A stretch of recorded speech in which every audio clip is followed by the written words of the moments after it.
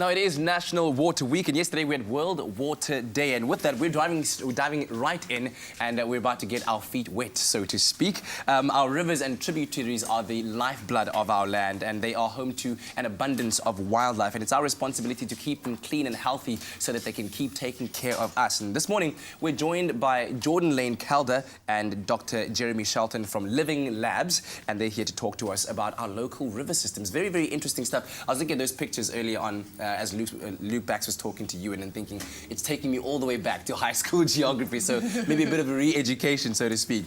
But let's first talk about the fact that you guys are involved at the Freshwater Research Centre. Tell me more about what they do and where exactly you fit into the work that they do. Okay. So the Freshwater Research Centre is a 5-year-old non-profit based in Cape Town. And the centre works on a range of different kinds of freshwater ecosystems, rivers, wetlands, and even aquifers, which are big underground lakes that provide us with a lot of water.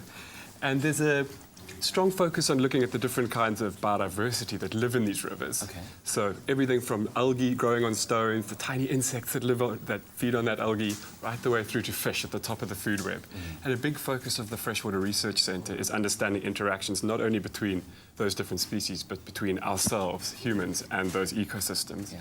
So what we are trying to do is provide high-quality scientific data on changes in these systems so that managers can make smart conservation decisions. Yeah. So Living Labs fits into that in a slightly different way and comes at it from a different angle.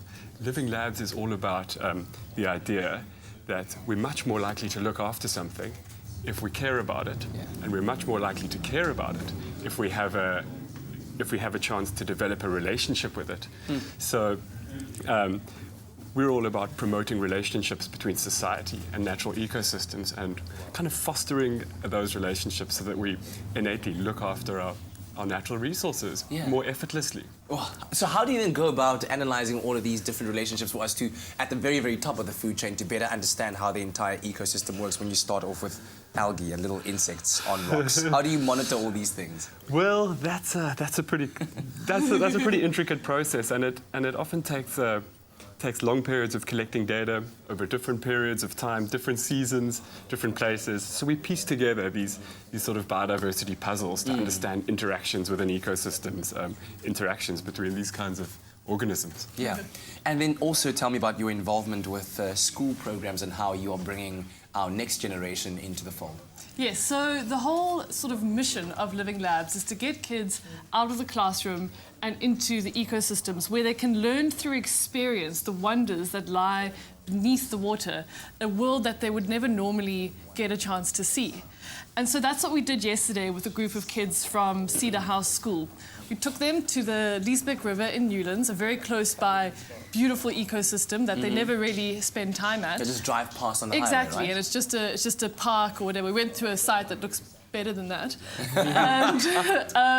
And we got them, first of all, thinking about biodiversity and ecosystems and how important it is to have a healthy ecosystem, not only for the system's sake, but also for us who rely on ecosystems for our existence. Absolutely. And the main achievement of yesterday was that apart from getting the kids excited about these ecosystems, they actually contributed to conservation by doing their own river health assessment of that site. Is that one of the experiments right there in that bottle? So, yeah, this will give us an idea. So Jeremy can explain to us a little bit more about how the invertebrates that you find in the river tell us about the health of the river. So this is a sample of the water, stirred it up from the site where we did our river health assessment yesterday. I wouldn't drink that. Okay. I probably wouldn't drink this because our result was that the quality of that site was poor. Yeah. So probably not fit for human consumption. How river health monitoring works is it uses a special kind of a tool called biomonitoring. So what we're doing is listening to the different organisms that live in these systems to tell us about the quality of their habitat, their homes.